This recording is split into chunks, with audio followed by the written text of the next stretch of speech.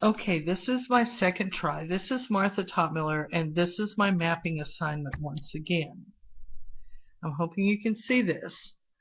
I'm using a chopstick as a pointer here.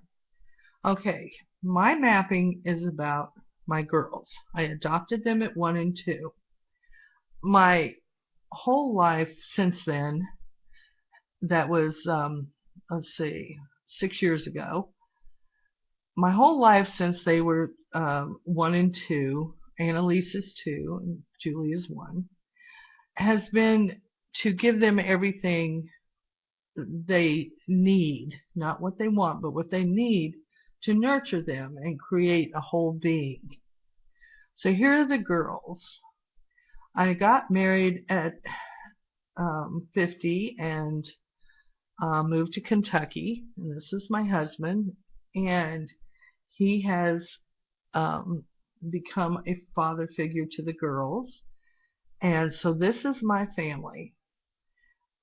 And from this, you come down, we want to nurture them. So the first, of course, is academics. Academics is the most important.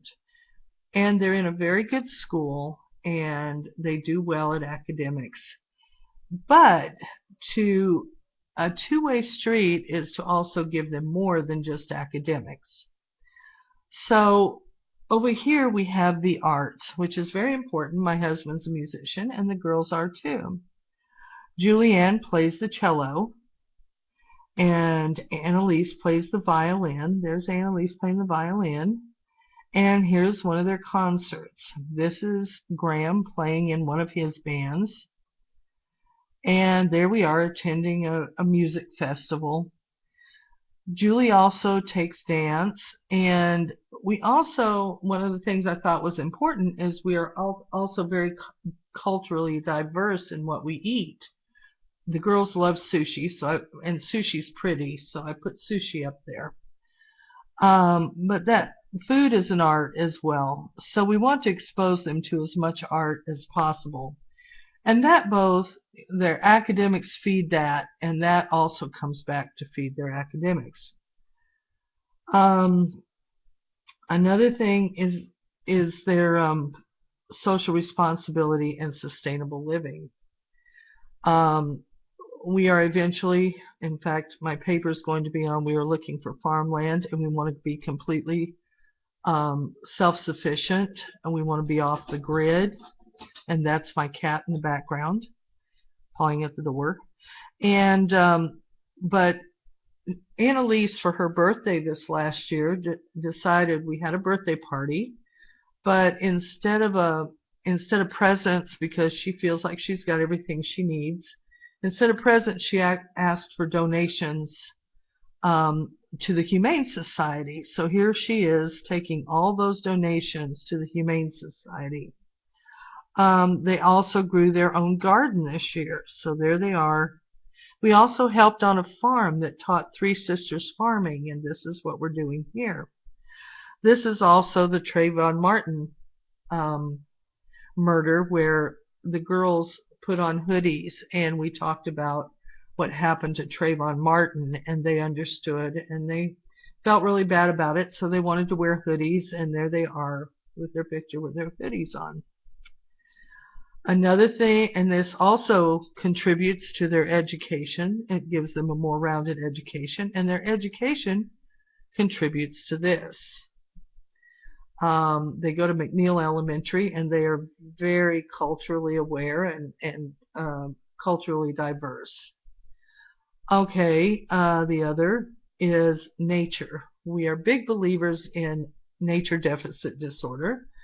I've got the book, and I've I grew up on ranches, so I've always been a nature lover, and I love being out in nature. I'm not a rancher because I don't like killing things, but I love nature and what it provides for us, and we want the girls to know what nature provides for them. So here we are camping, and this was out in our backyard, and they ride horses and they draw in our driveway. We make sure they play outside a lot. So again, being outside and not having